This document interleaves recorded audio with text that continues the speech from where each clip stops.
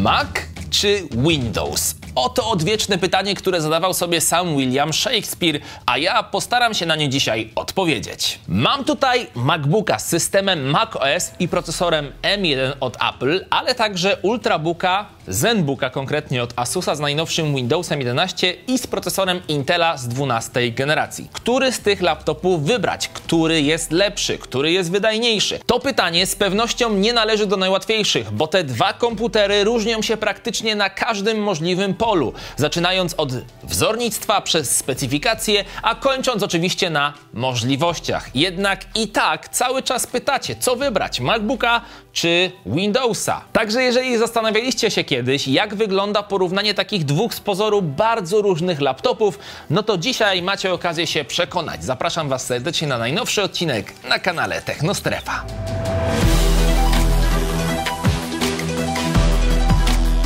Musicie wiedzieć, że dzisiejszy odcinek powstał przy współpracy z firmą Intel, która dostarczyła nam do testów laptopa ZenBook 14 z certyfikatem Intel Evo. Rynek laptopów, a już w szczególności ultrabooków przez ostatnie lata zmienił się diametralnie. Teraz nie ma większego problemu, by kupić supermobilny komputer, który wrzucicie do małego plecaka. I to bez konieczności zabierania ze sobą ładowarki, bo laptop już wystarcza na cały dzień pracy, czy też bez trosk, że taka mobilna maszynka nie poradzi sobie z jakimiś zadaniami, które na nią zrzucicie w trakcie całego intensywnego dnia pracy. To może zacznę od samego początku. Przede mną są dwa laptopy z pozoru skrajnie różne, w zasadzie to ultrabooki. Pierwszy z nich to Asus ZenBook 14, wyposażony w procesor Intel Core z 12 generacji. Z kolei po drugiej stronie, cóż, tego zawodnika chyba nie trzeba specjalnie przedstawiać, Apple MacBook Air z procesorem M1. Dzieli je wiele, choćby tak prozaiczna z pozoru rzecz jak zastosowany procesor, czy brak aktywnego układu chłodzenia w przypadku propozycji od Apple'a.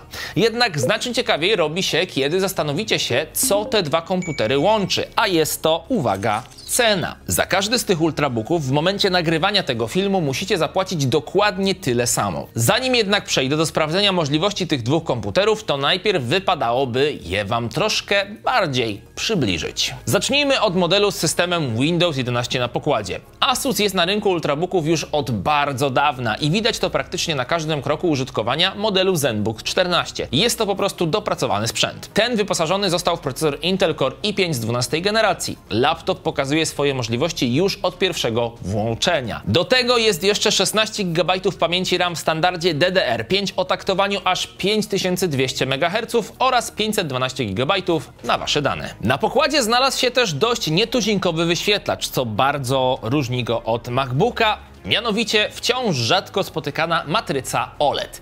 Te, jak już zapewne doskonale wiecie, cechują się doskonałym odwzorowaniem kolorów oraz perfekcyjnymi czerniami i także kątami widzenia, a co za tym idzie nieskończonym kontrastem. Mało? No to pozwólcie, że dorzucę jeszcze pełne pokrycie palety barw DCI-P3, proporcje 16:10 i rozdzielczość 2,8K. Spokojnie, ten laptop ma jeszcze dwa asy w rękawie, a mianowicie jasność maksymalną 550 nitów oraz odświeżanie 90 Hz.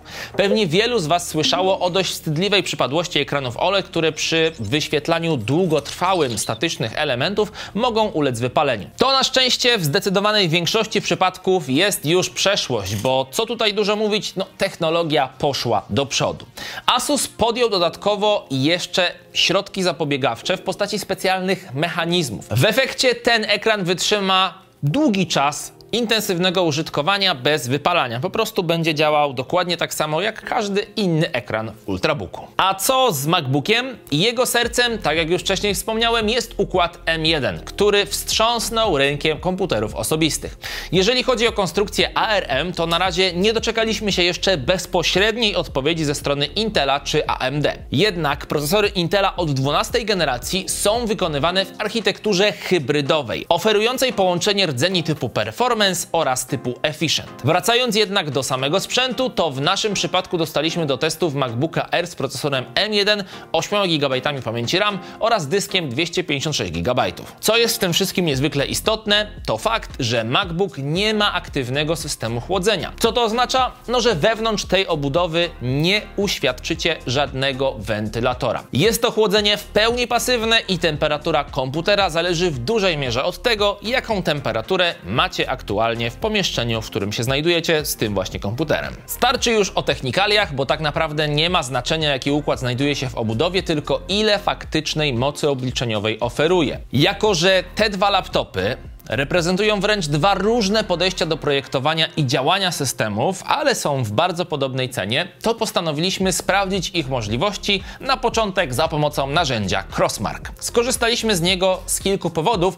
a tym najważniejszym jest fakt, że działa natywnie zarówno na komputerach z klasycznymi procesorami Intela, ale i na najnowszych konstrukcjach z układami ARM od Apple'a. Samo oprogramowanie powstało z inicjatywy konsorcjum non-profit, w skład którego wchodzą takie firmy jak Asus, Acer, Lenovo, Samsung, HP, Dell i wiele innych. W skład całego pakietu wchodzi wiele najróżniejszych testów, ale my na nasze potrzeby użyjemy darmowej wersji Crossmark, z której wy także możecie skorzystać na waszych prywatnych maszynach i porównać te wyniki z tymi dwoma ultrabookami. I tutaj gwoli ścisłości, każdy test przeprowadzaliśmy na maszynach w temperaturze pokojowej, czyli około 20-21 stopni i każdy test miał 5 iteracji. Na początek sprawdziliśmy, jaki wynik uzyskają te dwa komputery przy zasilaniu z gniazdka. Zanim jednak podam wam wyniki, to kilka ciekawostek. MacBook Air z procesorem M1 przychodzi do was z zasilaczem o mocy 30 W, zaledwie 30 W. Wszystko dlatego, że układ oparty o architekturę ARM wymaga znacznie mniej energii do osiągnięcia maksimum wydajności. To też przekłada się na dłuższy czas pracy na baterii. Dla kontrastu Asus ma w zestawie kostkę ładującą o mocy 65 W i dodatkowo z poziomu samego Windowsa możecie wybrać, czy komputer będzie w ogóle pracował z pełną wydajnością. Wracając do wyników benchmarka. MacBook Air osiągnął wynik ogólny na poziomie 1348 punktów. ZenBook od Asusa przy zasilaniu z gniazdka osiągnął za to 1570 punktów w tym samym teście. Na to składają się 3 części głównych testów przeprowadzonych automatycznie, które mają odzwierciedlać faktyczne użytkowanie sprzętu. Pod takimi określeniami jak produktywność, kreatywność i responsywność kryją się codzienne zadania, takie jak otwieranie wielu kart w przeglądarce, przełączanie się między oknami, obróbka zdjęć czy wideo i temu podobne właśnie rzeczy, które możecie zrzucić na wasz komputer. Dokładnie te same benchmarki też w liczbie 5 iteracji powtórzyliśmy dla zasilania bateryjnego. W końcu nie zawsze będziecie mieć taki komfort, żeby podłączyć ładowarkę i pracować na laptopie przy stałym dostępie do prądu. W takim scenariuszu MacBook Air osiągnął 1380 punktów, czyli minimalnie więcej jak przy pracy na zasilaczu. Ciekawostka, ale raczej mieści się to w granicy błędu pomiarowego. Z kolei Asus ZenBook 14 może pochwalić się wynikiem 1419 punktów przy zasilaniu bateryjnym. Jest to zauważalnie mniej niż w przypadku pracy na ładowarce, ale wciąż minimalnie więcej niż MacBook Air. Testy, nawet te wykonywane w Crossmarku, nie mówią jednak całej prawdy. Z ciekawości sprawdziliśmy, jak te dwa laptopy radzą sobie w zadaniach, do których ewidentnie nie zostały stworzone. Zainstalowaliśmy na obydwu komputerach Metro Exodus oraz Borderlands 2.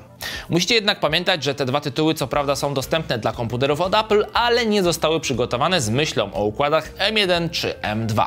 Mimo tego, ku naszemu zdziwieniu, nawet po przekonwertowaniu ich za pomocą specjalnego narzędzia Rosetta 2, działały lepiej na MacBooku niż na komputerze z Windowsem. Różnica nie była jednak kosmiczna, bo w przypadku Metro Exodus MacBook Air osiągał średnio 33-34 klatki na sekundę, gdzie dla ZenBooka 14 było to w okolicach 23 do 26 klatek. Natomiast jeżeli chodzi o Borderlands 2, to ogólnie działał on znacznie lepiej na obu komputerach niż w przypadku Metro, a dokładne wyniki, jeżeli chodzi o klatki na sekundę, widzicie teraz na ekranie. Ja wiem, że to jest nieco przesadzony scenariusz, w końcu te maszyny nie powstały z myślą o uruchamianiu najnowszych gier AAA, ale mimo wszystko robi to ogromne wrażenie, że tytuły, które jeszcze do niedawna wymagały dedykowanej, potężnej karty graficznej i w ogóle supermocy obliczeniowej komputera, teraz można uruchomić na takim cienkim ultrabooku czy laptopie biznesowym, jak zwał, tak zwał. Ale to znowu nie jest tak, że moc obliczeniowa to jedyne, co te komputery mają do zaoferowania. W obydwu przypadkach na pokładzie znalazły się dwa złącza Thunderbolt.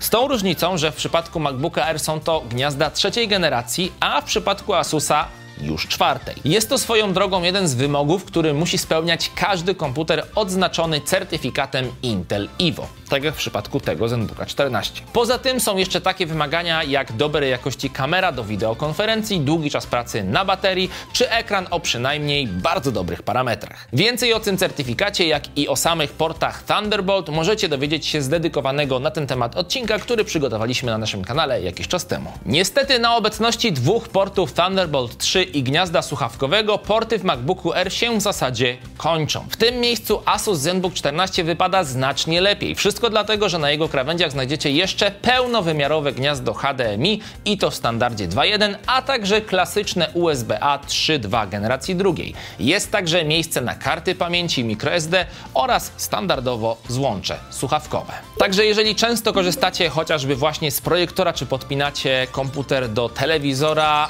i nie chcecie korzystać z przejściówek, różnego rodzaju dongli, no to wtedy zdecydowanie lepszym wyborem będzie komputer z Windowsem, no bo w tym przynajmniej MacBooku tego typu portów nie uświadczycie. Także wiecie już mniej więcej, czego możecie się spodziewać po laptopach, które kosztują tyle samo, ale są z zupełnie innych stajni, czyli ze stajni Apple'a i ze stajni w tym przypadku Asusa.